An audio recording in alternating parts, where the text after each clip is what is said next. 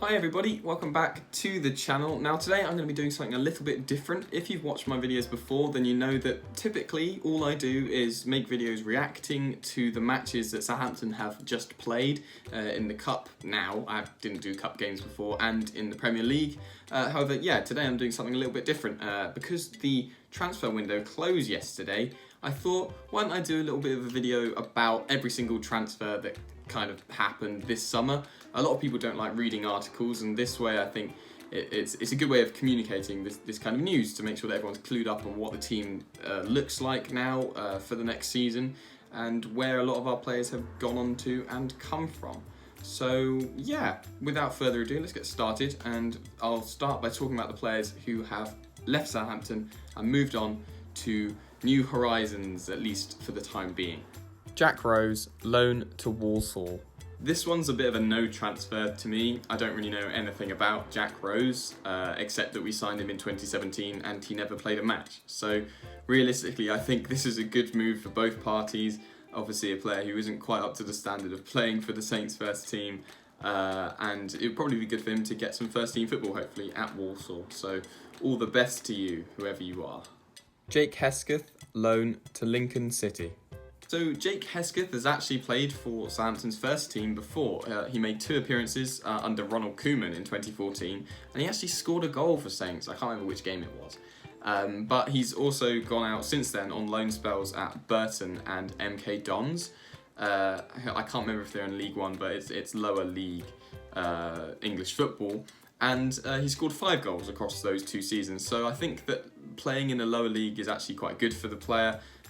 He's not exactly young anymore, but hopefully he gets into the first team at Lincoln and gets some decent game time, because from what I remember seeing of him a few seasons ago, he was pretty decent. So yeah, good luck. Harrison Reed, loan to Fulham. Harrison Reed's actually another player who's had a lot of appearances for the first team. Well, I say a lot. He's had 17 appearances, but 2 of those were in the Europa League, which is quite a big thing to be able to say when you're a 24-year-old football player who probably not anyone apart from Saints fans will have heard of, aside from Norwich and Blackburn. Because he spent some time there, 2 seasons. He spent a season in Norwich, a season in Blackburn, made 39 appearances for Norwich and 33 appearances for Blackburn. And so this move to Fulham is actually quite good, because I think he knows the Championship quite well. He's able to play their style of football for season-long periods of time, getting into the first team. So I think it's going to be a good move for him, and I like Harrison Reed. I'd like to see him really excel, because yeah, I think he's a good player. He's 24, it's not too late for him to break into the Premier League, but in the meantime we have too many centre midfielders, so it's probably a good decision on his part and on Saints' part for now. Yeah. Jordy Clasie, free transfer to AZ Alkmaar. I actually feel really bad for Jordy Clasie, because over the last few seasons, just because of how the Premier League has developed and the style of play that you play in the Premier League, he hasn't been as particularly useful to the team, and therefore we had to ship him out on loans to Bruges and Feyenoord. And to me, I think it's a bit of a waste of talent, because yeah, he wouldn't fit in with the style of play in the Premier League, but he was a good player. We signed him in 2015 for £8 million, quite a lot, from Feyenoord, where Koeman had just come from, so it was like a little bit of a reunion. He made 25 appearances with Koeman, and then 24 when Puel came into the squad. He scored 2 goals, one in a 2-1 win over Arsenal, and one in a 1-0 win over West Brom. So his goals were quite valuable, and both were absolute crackers. So yeah, it's a bit of a shame that we've lost him, but he's kind of been floating around the last few seasons, not doing anything to do with Saints, and it's quite sad, because he's been expressing that he really wants to return to Saints and play in the Premier League again for the last few seasons, but he's just he's a small player. He has no physical game to him. If he's playing in the centre midfielder, we need someone tall to win headers and stuff, and he just doesn't quite fit in with how the Premier League works anymore. It's a bit of a shame, but I really hope he does well at Alkmaar, because he is a great player in my opinion. Stephen Davis, free transfer to Rangers. We actually signed Stephen Davis from Rangers in 2012. I think he didn't want to ruin his career. Well, I say ruin his career. I think the Scottish League gets a bit of bad rep, but he didn't want to just be sitting in that kind of league forever, and he was looking for a move to the Premier League, and we gave him that opportunity, and he immediately came in and scored after 3 minutes of being subbed on against Man City, the current Premier League holders. Unfortunately, we lost that game, but that was a great moment for him. Over 7 seasons, he played for 7 seasons, quite a lot, made 226 appearances and scored 14 goals. Most notably would be, he scored both goals in a Spurs win. I think we won 2-1. And he played a fantastic game, played everybody off the park that match, and I was very proud of him. Aside from that, he became the youngest Northern Ireland captain in 2006, played 111 games for the national team and scored 12 times, and then received an MBE at the end of the day in 2017 for services to football. So I think that he's a great talisman, kind of an underrated icon of the club. I think he had a fantastic career at Saints, and I hope that now playing back at Rangers, he's in his comfort zone after not playing that much football the last few years. It's like joined them on a loan deal last season, and now it's permanent. He's 34, probably quite a good club to see out the last few years of your good playing career. So fair play to him, and all the best to him, because he was a fantastic player for Saints in his day. Guido Carrillo, loan to Leganés. Here we go, here's one of the pointless transfers that I'm so glad to have gotten rid of. So he joined us from Monaco in 2018 for £19 million. How on earth did we decide that was a good idea? Because he managed 1 goal every 3 games for Monaco, but that was only over like 1 season, and we just chucked all that money at him. He made 7 league appearances, 10 overall with 3 in the cup, and he didn't score. He made 1 assist, which was very fluky. He just lobbed the ball up into the air over the defenders to Targett. It was very poor. And then he rejoined Pellegrino at Leganés last season, and a repeat loan this season. So really pointless. Southampton wasn't good for him, and we didn't profit from him at all. Waste of money. And yeah, I'm kind of glad to be rid of him, at least for 1 more season. Fraser Forster, loan to Celtic. This one is a real shame, really, because of what Forster actually did for Southampton. We signed him for 10 million from Celtic in 2014, made 125 appearances with 37 clean sheets in 107 PL games. That's ridiculous. 37 clean sheets for a Southampton goalkeeper. It's pretty good. And to many, he was hailed as the best current English goalkeeper, even though he didn't get called up to the first team. A lot of people thought that he deserved to be even number 1 in the England squad, which was kind of surprising. And he earned the Premier League Player of the Month in February 2016 because he went 708 consecutive minutes without conceding, which I can't remember if it was a Premier League record at the time, probably not. It was a Southampton record, and he also has the Celtic record for the most minutes gone without conceding, which is just ridiculous. I think it was like 1,000 and something minutes for Celtic. But then when Puel and Pellegrino came in, he just had a massive drops in form, and he wasn't the player he used to be. It was so strange because he had a few injuries here and there, but it didn't seem like the lack of form came from anywhere. When he goes from being a number 1 keeper, loses it to Alex McCarthy, and then we sign Angus Gunn, and he becomes our 3rd choice goalkeeper, and it's just a real shame because I love McCarthy and Gunn, and at the moment, yeah, I prefer them to Forster, but if you think the player he used to be, it is a real shame. And he only made 1 appearance last season in a gutless defeat to West Ham, so I think shipping him out to Celtic is a good decision. Hopefully he gets a lot of starts over there. I think he played in the derby like a few days ago, and Celtic won 2-0, so he kept a clean sheet if he played. Well done.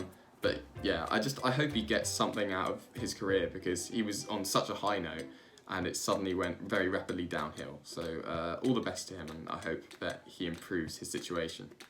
Mohamed Elneny, loan to Celtic.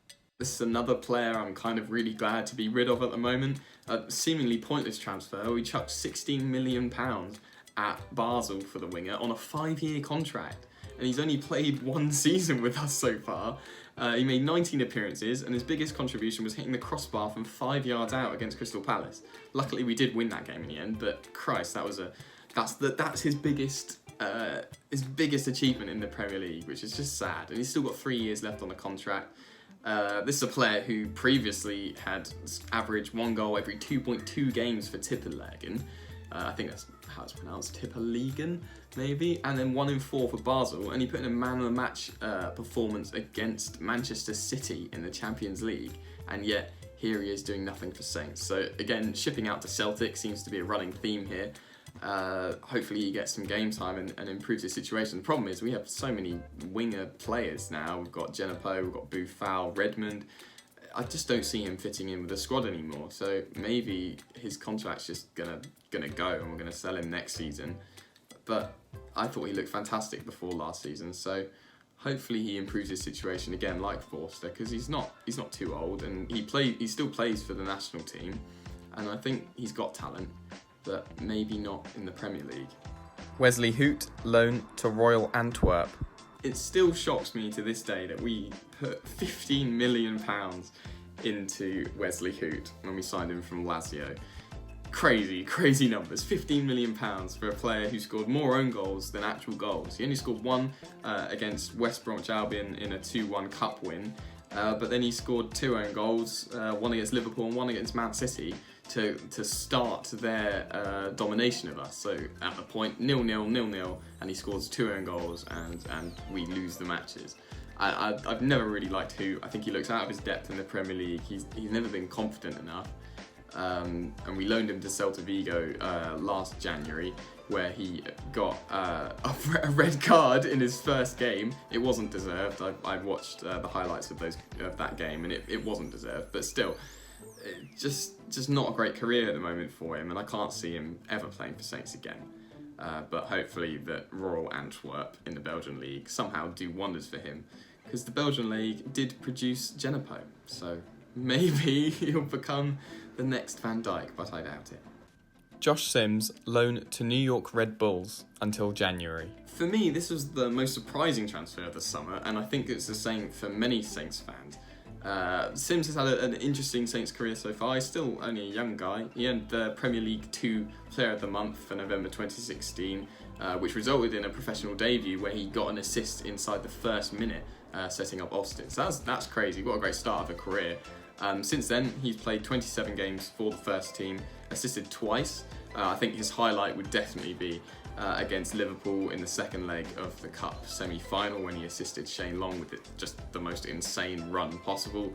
I love the player, and that's why it surprised me so much that he's been shipped out to Red Bulls.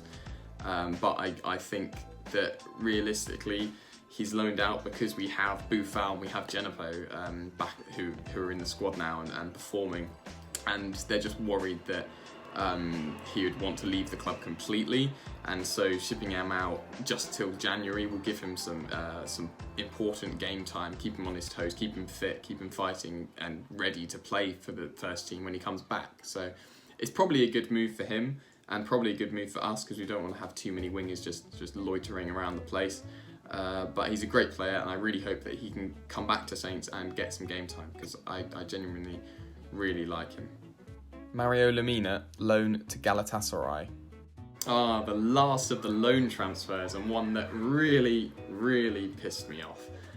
So Lemina had gone from winning domestic double and playing in the Champions League final with Juventus, and then he signed it for Saints in 2017 for 15.4 million.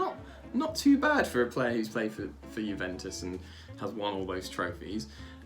He scored 1 goal and 2 assists over 49 games, which really isn't good. But his style of play was always exciting. He's dynamic and tricky. He always puts, for the most part, put his all into games, big challenges, taking it around even the best of players, like outskilling Pogba and people. Fantastic player, a lot of talent. But then he turned into a social media twat after 2 seasons, uploading his own show reels of highlights so that he'll get signed by a bigger club. And it didn't work, and I'm really glad of that. I'm very glad of that. I wish he had the mentality to keep playing for Saints and play for the badge, but he just doesn't have it in him.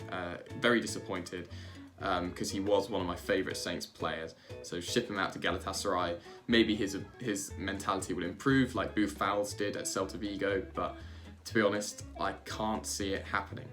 Sam Gallagher, £5 million to Blackburn. This transfer was a bit of a surprise, but it does make sense for the player and for Saints and for Blackburn. He played 26 times for Saints since 2013. He scored twice. I was there for one of them actually, in a 4-2 win over Norwich. That was a good goal. It wasn't a good goal. It was a lucky deflection, and then he just tapped it in at the far post. But he scored. He scored, and I was there. Yay! But then when he went on a season-long loan to Blackburn in 2016, he scored 12 goals. So I think that Blackburn is like the optimum club for him. He was on loan all of last season at Birmingham, so the sale could be good for the man, so that he can get some consistent game time. I think the Championship is probably quite a good division for him, and I wish him all the best because he didn't really get a good run in at Saints. So hopefully his career improves and he becomes a prolific Championship goalscorer like Charlie Austin once was. Charlie Austin, £4 million to West Bromwich Albion. Speak of the devil, and here he is. I don't think that Charlie Austin is cut out for Premier League football anymore, so it's quite good that he's moved on, and it wasn't on the best of terms, I don't think, towards the end of his playing career for Saints, because I think he really wanted to keep playing in the first squad, but we preferred Ings and Long over him, and he got a bit pissed off about it, I think. But anyway, he signed from QPR in 2014 for £4 million and made that instant impression with that amazing header against Man United. Played 81 times for us and scored 21 goals, which was really good. But yeah, I just think he's nearing the end of his prime. Well, I say he's gone past his prime now, and I don't think he's got the pace of playing in the Premier League anymore. So the Championship is definitely a good decision for him. I'm quite impressed that we managed to retain his value, bought him for £4 million, sold him for £4 million. That's fantastic, especially for a player going into the Championship. So fair play. I do think it's quite ironic that after last season's VAR rant, the very famous one, he now plays in a division where there isn't VAR, but I guess that makes it easier for him. Yeah, it's quite ironic. But fair play. Good luck to you, Charlie. Thank you for providing us with quite a few decent Southampton memories. Matt Targett, £14 million to Aston Villa. By far the biggest transfer out from this summer was Targett.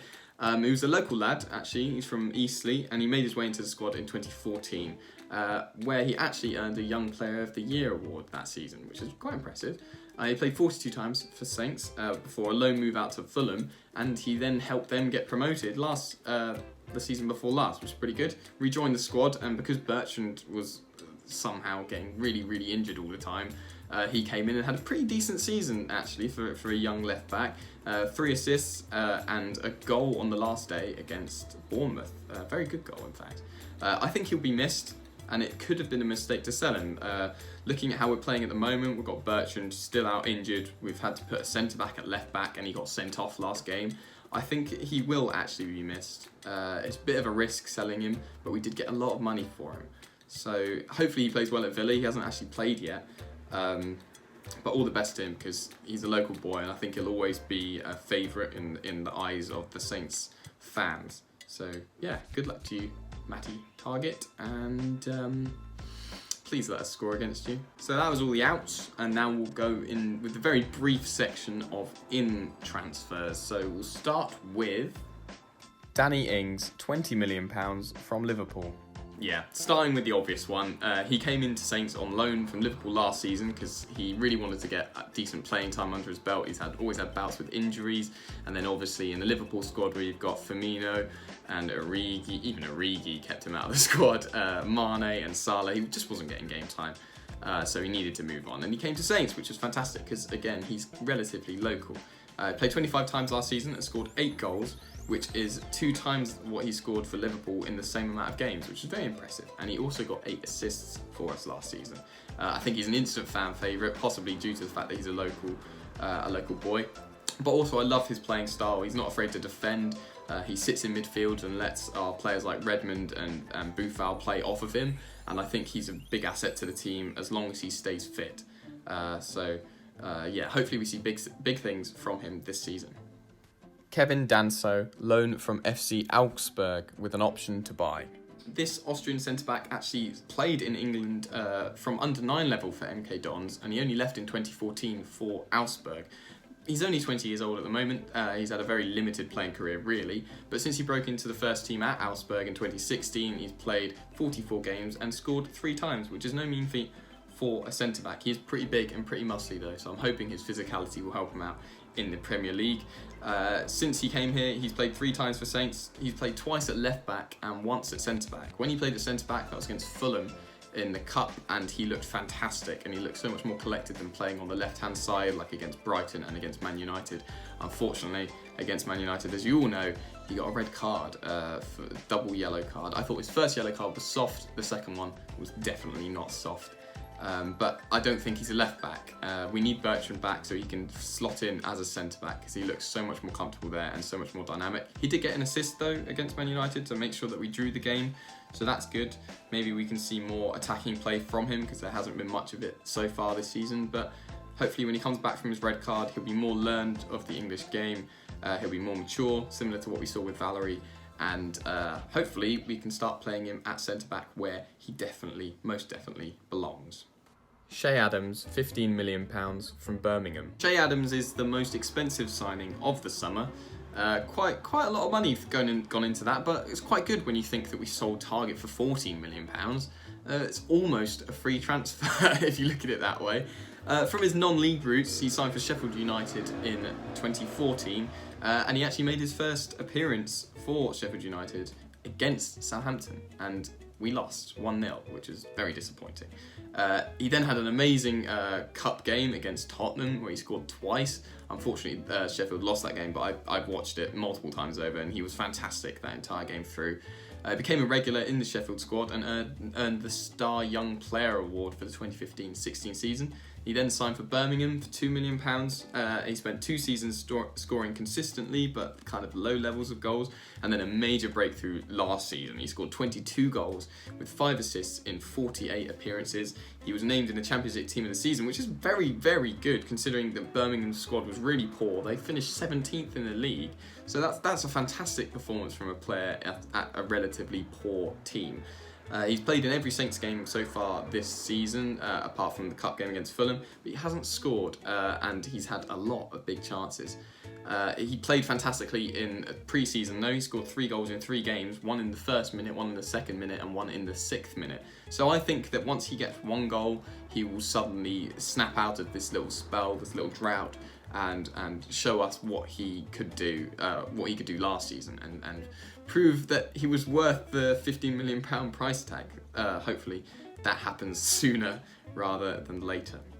Musa Jenifer, £14 million from Standard Liège. I staggered this so that I left my personal favourite transfer till the end, and here he is, Musa Jenifer, the 21-year-old. He's actually younger than me. That's ridiculous to me. He's younger than me by about a month. Crazy. He joined Liège from Yilan Olympique in Mali. And over 2 seasons he made 35 appearances and scored 8 goals. He had a fantastic appearance against Ajax. I think that most Saints fans who keep on track of transfers will have watched that game and seen his insane trickery, but he was really, really good in that match. He's a very tricky winger with a lot of pace, but he has shown a mentality of being very eager to come back and defend. Which you've seen all through the last few seasons at Liège, but also since he's come into the Saints squad, he's done it, particularly against Brighton. When he came into the squad, I thought he played fantastically. He only made 2 sub-appearances so far, but he scored that one amazing goal against Brighton. That match, he just had a fantastic game. Unfortunately, he picked up an injury against Fulham, though, in the Cup, which wasn't nice to see. I don't think it's that bad, but hopefully when he comes back he can get another goal or an assist and just keep firing with all guns blazing, because I think he could be the next Sadio Mane, but that obviously is a big shout. So there you go, that's my recap of all of the Saints transfers that have happened this summer. If I've missed one, I'm really, really sorry, but I think I went through every single one that I could find. There may have been some weird academy ones that went on under the radar, but I don't know anything about academy football because I was never good enough to play there, whereas my older brother was. I don't think I've ever mentioned that. Yeah, my older brother played for Portsmouth Academy. Ooh, horrible. Yeah, so I could talk about that in a future video, I guess. We're also going to see the returns of Cedric and Boufal, as I mentioned Boufal during this video, coming back from their loan spells at Inter Milan and at Celta Vigo. Boufal particularly has come back with a different mentality. He's given interviews and said how much he wants to play for the team, for the badge. He really likes this club and how it's run, and since coming back his mentality's shown. He's been doing his his obvious flary attacking play, but also tracking back and defending like Jenifer did. And as far as I can remember, he wasn't doing that when in his previous spells at Saints. So it's good to see. Cedric has just gotten back in the squad. He played all right against Man United. I think we might have to be starting to play him on the left-hand side if Bertrand's going to stay injured, because I really don't want to see Danso on the left. But yeah, that's the squad. That's everything, all the weird little changes that have happened over the summer. I hope that this video has been informative and that you've learnt something, even if it is that I don't know what I'm talking about half the time and ramble like a bitch. Anyway, I'm going to leave it there. I will probably do my next video about the England match, because in case you didn't know, England are going to be playing against Kosovo next Tuesday. They're going to be at St Mary's Stadium in Southampton. Ooh, magic. And I'm going to go and watch it. So I'll probably do a recap on that match on Tuesday evening or Wednesday morning next week. So look forward to seeing that. And then after that, Saints have got Sheffield United at Sheffield, which we will probably lose because Sheffield have been fantastic. But anyway, yeah, I hope this video has been informative. Leave a like if you enjoyed. Comment down below any feedback you have on this video, any ideas of videos you want me to do, talking about any football topics or more than that.